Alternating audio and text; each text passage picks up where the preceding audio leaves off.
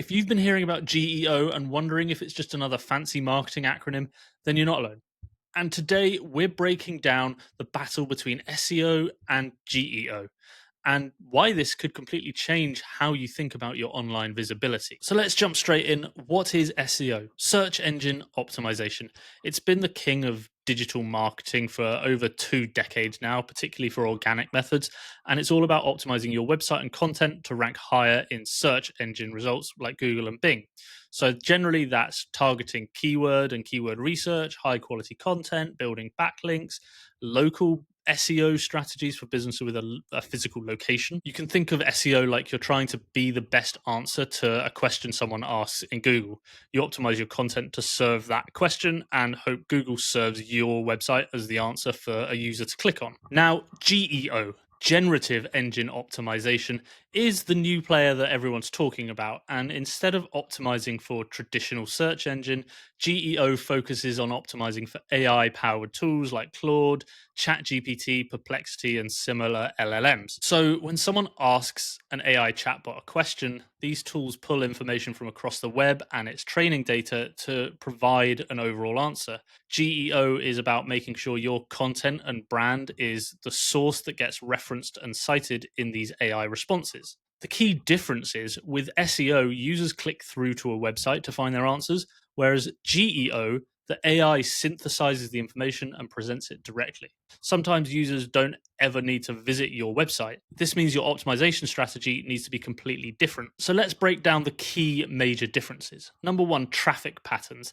SEO drives website traffic through clicks, whereas GEO builds authority and brand recognition, but traffic is generally less and certainly less predictable, so you probably won't get as many clicks through to your website. Number two, your content strategy. SEO loves keyword focused content with clear headings and metadata and information on the page. GEO prefers a comprehensive, authoritative content that directly answers questions with context and expertise, as well as confirming this information across multiple sources. Number three, the metrics. SEO success is measured by rankings, clicks, and traffic. GEO is much harder to track success of.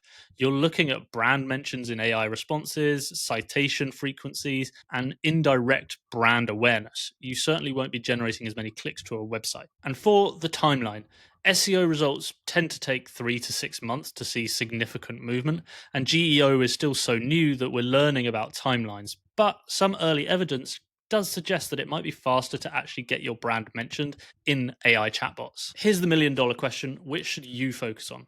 Well, the truth is, it's not an either or situation. You still need to be starting with SEO because this is going to be the foundation of good GEO. For example, lots of AI chatbots use live search results from Google, from Bing to present their information. That's how they surface information to present back to the user. So you need to still be doing traditional SEO and then add GEO strategies on top to not just build out your website, but get your information and your brand referenced and talked about elsewhere on the web. For example, AI chatbots will not just look at your website, they'll look at user generated content and forums on things like Reddit, they'll use YouTube, they'll use other websites ranking in search results to actually surface and validate the information it wants to present back to the user. So you don't want to abandon your SEO foundation. You want to use it and complement it with GEO to get your information and your brand talked about all across the web. Because remember, these AI models, they use the same web as SEO tools do, as humans do. So everywhere these tools are looking, you want your brand to be mentioned and talked about. So it gives conclusive evidence that it should be citing your content or citing your brand in reference to the user's queries and questions and conversations with these LLMs.